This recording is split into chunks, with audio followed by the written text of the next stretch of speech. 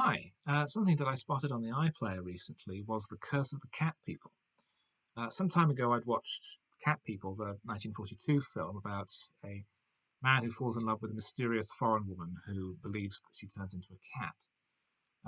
That film was highly successful when it was released, and so naturally the studio wanted to follow it up with a sequel, and the result was Curse of the Cat People, released in 1944.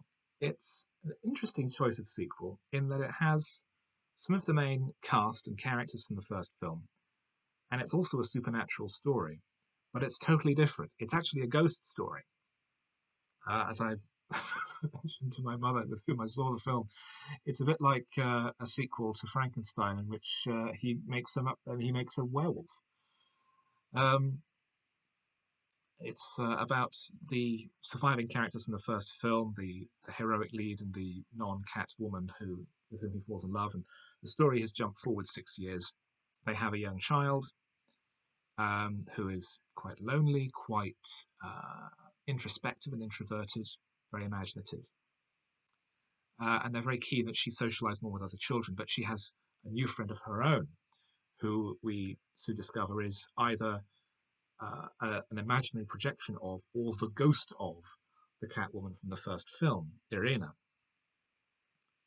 And the conflict between her sense of imagination and her belief in this imaginary friend and her parents' much more rationalist approach eventually causes her to run away and involves another local character, an elderly actress called Mrs. Farron, who suffers from some form of dementia, who believes that the woman who's caring for her is not, in fact, her own daughter, who died when she was 6, but some sort of imposter. And the attention that Mrs. Farron gives to young Amy provokes great jealousy and wrath from her apparent daughter. It's a tight film. It's an hour and 7 minutes. Produced by Val Lewton, who was the master of the subtle, slow burn ghost story of the time, and it was the directing debut of Robert Wise, who would go on to direct films such as West Side Story, The Sound of Music, The Day the Earth Stood Still, and Star Trek: The Motion Picture. It was a huge, huge name later in his career.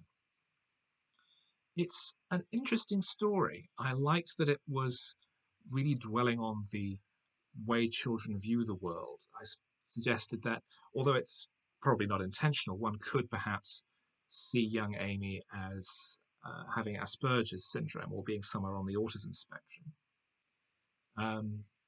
Whether or not the figure of Irina is from her own imagination, I felt seemed fairly cut and dry that she is real. She is an independent being of a ghost in some way. But I think the ambiguity there makes it rather interesting, and the sheer lack of interest her parents have in their child's own inner emotional life, I found fascinating, particularly when they're corrected on the issue towards the end by the child's teacher. I really liked it. It's so the title is a total misnomer. There is no curse.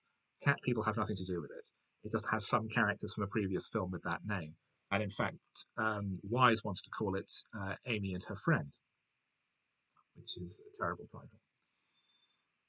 But it's a good film. I recommend it, and it's an interesting sort of snapshot of a mature, intelligent, psychological, supernatural story made at a time when you wouldn't necessarily think that such things were being produced.